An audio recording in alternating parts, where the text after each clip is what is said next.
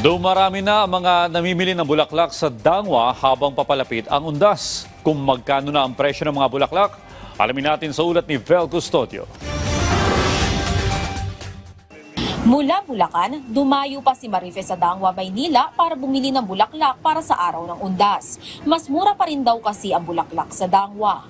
300 daw po. Pag mga ganyang bulaklak po ba sa Bulacan, mga magkano po ang Mga 500. Dumarami na ang mga bumibili ng bulaklak sa Dangwa ngayong papalapit na ang undas.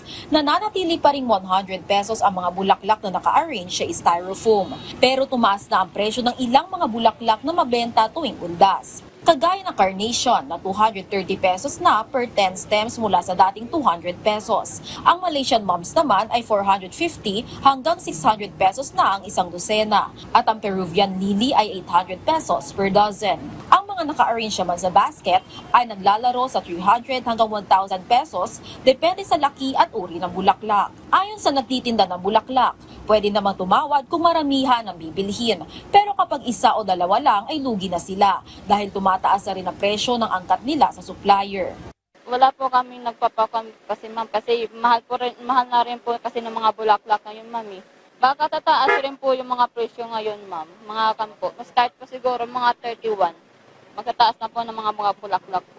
Pwede ring mamili ng tingi-tingi at magpa-arrange ng bulaklak sa Dangwa. Pwede ring mag-advance order na. Meron naman po nag-a-advance po order sa online po. Pero mas marami po pag harap-harapan pong family po. Ibinahagi naman na nagbebenta ng bulaklak na si Christopher kung paano mapapanatiling fresh ang bulaklak. Laging may laman yung tubig, nakababad yung tubig sa pum. Kasi yun yung sumisip-sip ng tubig yung pum. Lagyan lang ng tubig. Ngayon pag naubos na yung tubig nun, Epektibo po ba yung pagpapatak ng bleach? totoo rin po, pwede rin po. Pag mga ganun ba, ilang araw po yung tinatagal? Maabot po yan ng 1 week, ma'am. Depende yun sa anong bulaklak. Tulad ng mga anthurium, ma'am, tumatagal ng 2 weeks yan, mga ganito po.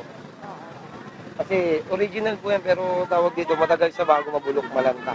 4 hanggang 5 araw naman ang itatagal ng bouquet. Ang rose naman kayang tumagal ng 1 linggo kahit walang tubig. Vel Custodio para sa Pambansang TV sa Bagong Pilipinas.